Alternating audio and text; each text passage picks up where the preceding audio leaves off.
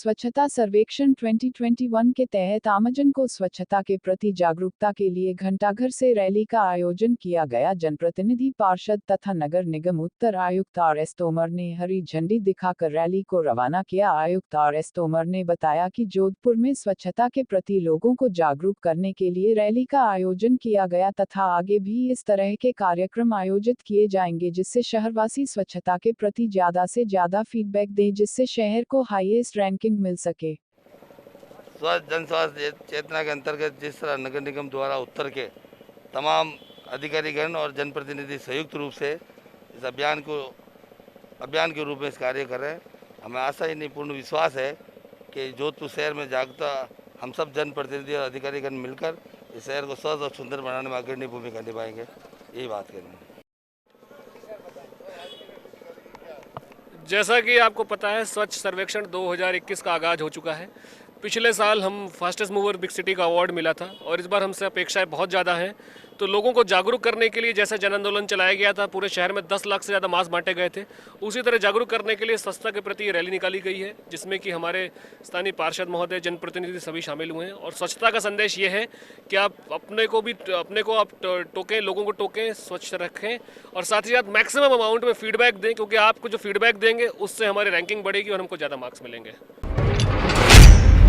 Jodhpur industries association hall में उद्यमियों द्वारा राजस्थान सरकार द्वारा जारी बजट को टीवी पर लाइव देखा। राजस्थान सरकार के बजट को लेकर कांग्रेस के प्रदेश प्रवक्ता अजय त्रिवेदी ने बताया कि राजस्थान सरकार का बजट लोक कल्याणकारी बजट है। माननीय मुख्यमंत्री जी ने बजट की घोषणा की, उसमें उन्होंने कोविड के बाद में जो स्वास्थ्य सुविधाएं जो पूरे राजस्थान वासियों को मिलनी चाहिए, वो उन्होंने बहुत ही अच्छा बजट स्वास्थ्य सेवाओं को लेकर किया और उन्होंने अपना ज़्यादा से ज़्यादा फोकस स्वास्थ्य पे रखा। काफ़ी मेडिकल कॉलेजें हैं, नर्सिंग कॉलेजें हैं और भी ट्रोमा सेंटर है, तो खूब बढ़ावा दिया। साथ में मैं ये कहना चाहूँगा कि उनको इसके साथ साथ में जोधपुर जो आजकल पूरा इंडिया का फोकस एग्रो बेस इंडस्ट्री पे है, एग्रो पे है, तो इनको एक एग्रो पार्क की घोषणा करनी चाहिए थी। वो अभी तो हुई नहीं है, मगर हमारे को उम्मीद है कि मुख्यमंत्री जी जरूर इसके ऊपर भी ध्यान देंगे और आगे काम करेंगे। वैसे बजट बहुत ही संतुलित है, अच्छा है। धन्यवाद। राजस्थान के बजट में इस बार चिकित्सा और चिकित्सकीय शिक्षा के प्रसार और प्रचार के लिए और भारतीय आयुर्वेद पद्धति की शिक्षा के लिए घोषणाएं की गई है, जो बहुत ही स्वागत योग्य कदम है। और जो आशा हमें इंडस्ट्रीज के लिए थी कि इंडस्ट्रीज के विस्तार के लिए और नवाचार के लिए जो घोषणाएं सरकार को करनी चाहिए थी, क्योंकि जमीन की जब तक उपलब्धता नहीं होगी इंडस्ट्रियल पार्कों की, और आज के समय में इंटीग्रेटेड इंडस्ट्रियल पार्कों की बहुत बड़ी आवश्यकता है, जिससे एनजीटी की जो हर समय हरित न्यायालय की जो तलवार लटक रही है इंडस्ट्रीज के ऊपर, उससे मुक्ति के लिए सरकार को एक औद्योगिक ठोस नीति की घोषणा करनी चाहिए, जिससे जो औद्योगिक वातावरण एकदम स्वस्थ औद्योगिक वातावरण के अंदर पर्यावरण भी ठीक रहे और उद्योग भी निर्बाध गति से अपना काम कर सके। अध्यक्ष जोधपुर इंडस्ट्री एसोसिएशन, अब तक जो वित्त मंत्री के रूप में हमारे मुख्यमंत्री ने जो बजट पेश किया है, उसके अंदर सिवाय जो केंद्रीय बजट से प्रेरणा लेकर के इंफ्रास्ट्रक्चर, मेडिकल इंफ्रास्ट्रक्चर के ऊपर उन्होंने जो है विशेष ध्यान दिया है, वो स्वागत योग्य है।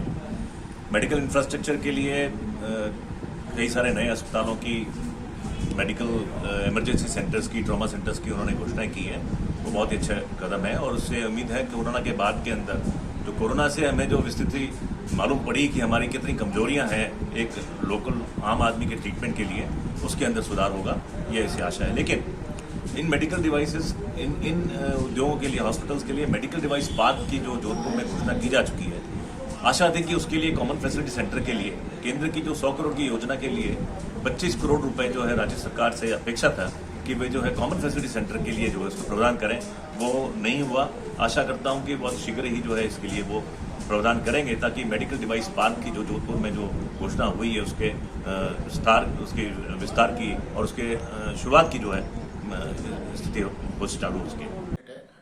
मैं समझता हूँ कि मैं जोधपुर के परिप्रेक्ष्य से शुरू करूँ तो जोधपुर आज चाहे वो हेल्थ के सेक्टर में हो, चाहे कृषि के सेक्टर में हो, चाहे शिक्षा के सेक्टर पे हो, मालामाल हो गया है।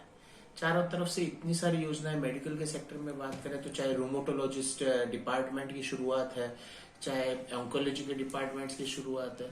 बहुत ही अच्छे अच्छे निर्णय आज मेडिकल सेक्टर में लिए गए। कृषि के सेक्टर में बहुत सारी योजनाओं को जारी किया गया। तकनीकी महाविद्यालय सहित बहुत सारे महाविद्यालयों की घोषणा की गई। भोपालगढ़ में तकनीकी महाविद्यालय की घोषणा की गई। इससे अच्छा बजट मैं समझता हूँ हो नहीं सकता। पूरे राजस्थान के परिप्रेक्ष्य में, चाहे भरतपुर की बात करें, ईस्ट वेस्ट नॉर्थ साउथ, हर जगह हमने मेडिकल कॉलेज, सब सारे ही जिला मुख्यालयों पे मेडिकल कॉलेज खोलने की जो महती योजना है, पूरे राजस्थान जो भारत में इसमें नंबर 1 हो गया है। तो ये एक राजस्थान के लिए अनमोल बजट है और सोचा समझा बजट है। ये वास्तव में बजट एक प्रसन्नविदा है जिसमें सभी क्षेत्रों का ध्यान रखा गया है।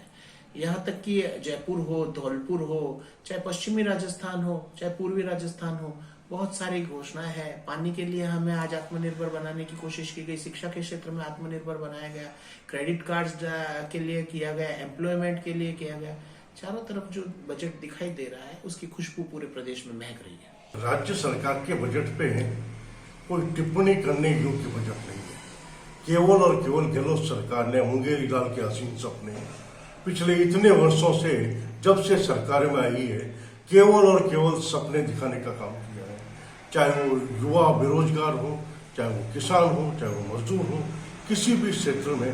आप भी इतने दिनों से मीडिया में जो खबरें आ रही है ना, केवल और केवल रोजगार के नाम पे कोर्ट पे जाके अटका देना, नियुक्तियां नहीं करना, है ना, केवल नियुक्तियां निकाल देना, उसके फीस के लिए लाखों करोड़ों रुपए जमा कर लेना और उसके बाद नियुक्तियों को अटका देना।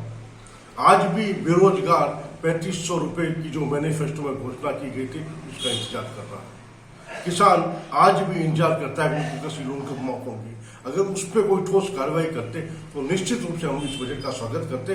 लेकिन ये पूरा का पूरा बजट मुंगेरी लाल के हसीन सपने साबित हो रहा है। एक बार फिर राजस्थान को पिछड़े से अति पिछड़े राज्यों की श्रेणी में धकेलने में ये अपना योगदान दे रहे हैं।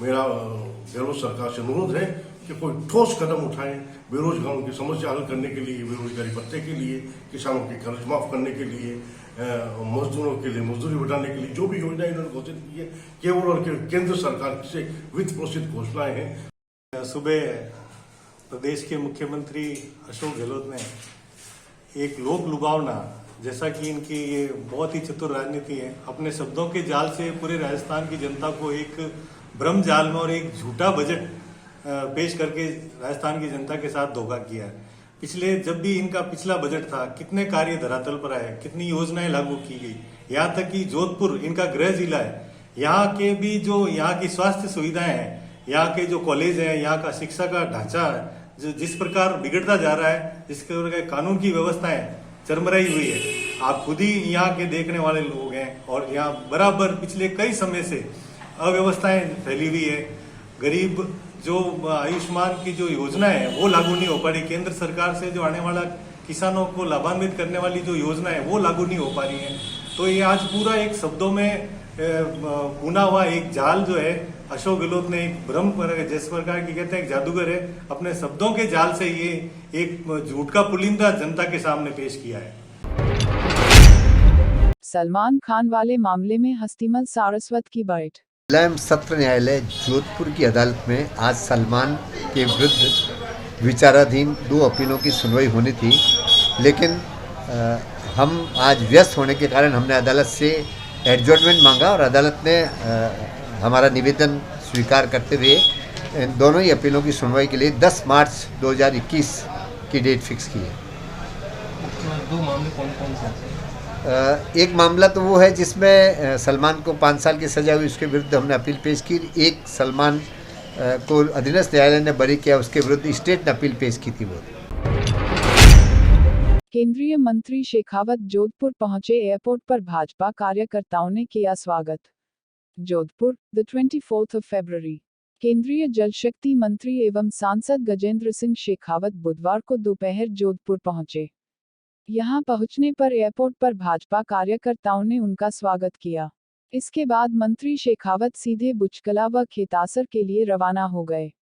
भाजपा जोधपुर संभाग मीडिया प्रमुख अचल सिंह मेड़तिया ने बताया कि केंद्रीय मंत्री का जोधपुर एयरपोर्ट पर भाजपा जिला अध्यक्ष देवेंद्र जोशी, महामंत्री महेंद्र मेघवाल, ओबीसी मोर्चा के प्रदेश मंत्री शशि प्रजापत, प्रदेश कार्यकारिणी सदस्य सुरताराम देवासी, जिला उपाध्यक्ष राजेंद्र पालीवाल, पूर्व कुलपति प्रो गुलाब सिंह चौहान, उपाध्यक्ष त्रिभुवन सिंह भाटी सहित अनेक भाजपा कार्यकर्ताओं ने गर्मजोशी से स्वागत सत्कार किया।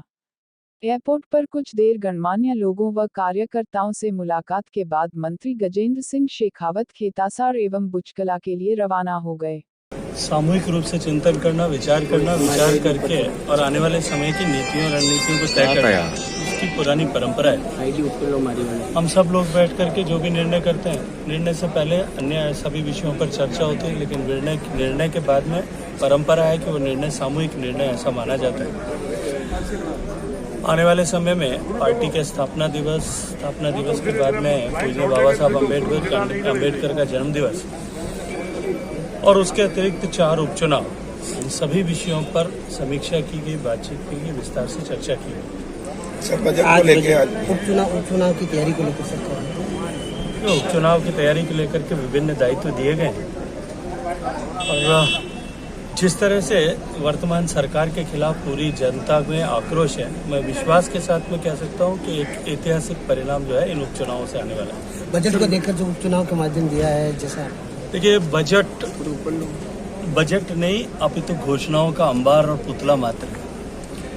अनेक घोषणाएं की गई है और ऐसा लगता है कि जैसे सरकार कोई मध्यावधि चुनाव में जाने वाली है, इस दृष्टिकोण से बजट ऐसा दिया है। लेकिन मैं एक सामान्य प्रश्न आप सबके माध्यम से करना चाहता हूं, क्योंकि आप में से ही बहुत सारे प्रिंट और इलेक्ट्रॉनिक मीडिया के मित्रों ने बजट से पहले जो न्यूज़ जिस तरह की दी थी कि पिछले 2 बजट में जिस तरह के वादे किए गए थे, जिन योजनाओं की घोषणा की गई थी, अभी उनके धरातल पर उतरने का इंतजार किया कर रहे हैं। अनेक ऐसी हैं जो अभी DPR के स्टेज पर चल रही हैं पिछले 2 साल में। तो ये जो लोक लुभावन घोषणाएं की गई है, ये घोषणाएं वास्तव में धरातल पर किस तरह से उतरेंगी, इसका इम्प्लीमेंटेशन स्ट्रेटेजी के बारे में कहीं कोई चर्चा नहीं है, कोई बात भी नहीं है। और जनता जो है सहज रूप से इन सारे विषयों पर विश्वास भी नहीं करती कि किस तरह से इन घोषणाओं पर को अमली जामा पहनाया जाएगा। कृषि के क्षेत्र में जिस तरह की बातें की गई, मुझे लगता है कि ये बजट किसानों को खुश करने के बजाय अपने राजनीतिक आकाओं को, जिनकी छवि पूरे देश भर में धूमिल हो चुकी है, उनको प्रसन्न करने का प्रयास किया गया। दूसरी तरफ भारत की सरकार ने जो बजट माननीय नरेंद्र मोदी जी के नेतृत्व में प्रस्तुत किया, बजट को इम्प्लीमेंट करने के लिए इस देश के इतिहास में पहली बार एक नई नवाचार किया गया। आज से पहले जब कभी भी बजट आता था, बजट के 2 सत्रों के बीच में संसद की विभिन्न समितियां बैठ करके बजट को पारित करने से पहले उस पर विचार करती थी और बाद में दूसरे पक्ष में second half of the budget session में उसके ऊपर चर्चा होकर के बजट पारित होता था। लेकिन इसके साथ साथ में बजट इस बार नवाचार करते हुए उसमें सारे स्टेक होल्डर्स, क्योंकि बजट में इंफ्रास्ट्रक्चर के ऊपर बहुत बल दिया गया है, इन सारे stakeholders of various departments जहाँ जहाँ बजट का एलोकेशन हुआ है, वहाँ स्टेक होल्डर्स के साथ में, राज्यों की सरकारों के साथ में, राज्य की सरकारों के मुख्यमंत्रियों के साथ में, माननीय वित्त मंत्री जी ने प्रदेशों के वित्त मंत्रियों के साथ में 1-on-1 चर्चाएं भी की और ग्रुप डिस्कशंस भी किए। हमने सारे कंसेशनर्स के साथ में और इम्प्लीमेंटेशन के सारे स्टेक होल्डर्स के साथ में बातचीत करके 1 अप्रैल को जिस दिन बजट लागू हो, उस दिन से हम तेज गति से किस तरह से इम्प्लीमेंट कर सकते हैं, उसकी स्ट्रेटेजी पे अभी से काम करना शुरू किया। आपको तुलना करनी पड़ेगी, एक नरेंद्र मोदी जी के नेतृत्व में काम करने वाली सरकार की काम करने की नीति है, और दूसरा कि 2018 में सरकार में आने के ठीक बाद में जो घोषणा है, जो बहुत दूर जाने की आवश्यकता नहीं है, जोधपुर को लेकर के जो घोषणाएं की थी, अभी तो उनको ऐसी भी कितनी घोषणाएं आपको धरातल पर दिखाई देती, आप खुद समीक्षा करके देखिए।